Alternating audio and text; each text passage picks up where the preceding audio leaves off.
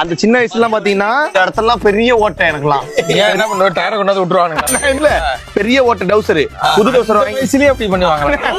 So அப்ப puncture ஓட்டுறவங்களா ஓட்டுங்க sir பணக்கத்துல இருக்கு சாணி நான் மனுஷன் இதுதானே மனுஷன் மாட்டோட இதுதானே மனுஷனோட இது கொரணி இல்ல காரணி உனக்கு நாளைக்கு கல்யாணம் ஆகுது ஆவாது வச்சுப்போம் உனக்கு ஒரு குழந்தை பிறகுது வாய்ப்பே இல்ல எல்லாமே எதுக்கும் உனக்கு யூஸ் ஆயிடும்டா. நீ கடைசி வரைக்கும் இந்த கொட்டையை கழுத்துல போற கொட்டையை சப்பின்னு இருக்க வேண்டியதான். நான் முடிவு பண்ணிட்டேன். சாப்பிடலாம்னா நான் முடிவு பண்ணிட்டேன். சென்னைக்கு போறேன்.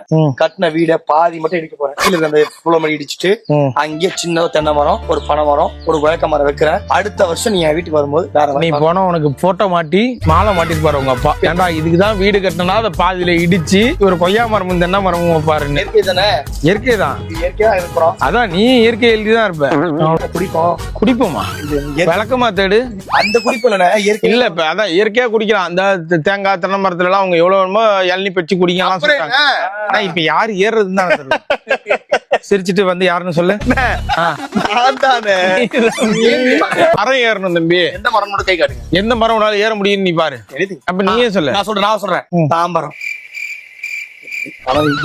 சத்தியமா நீ கொஞ்சம் சப்போர்ட் பண்ணிருந்தீங்கன்னா அடுத்து நீதான் எங்கேயோ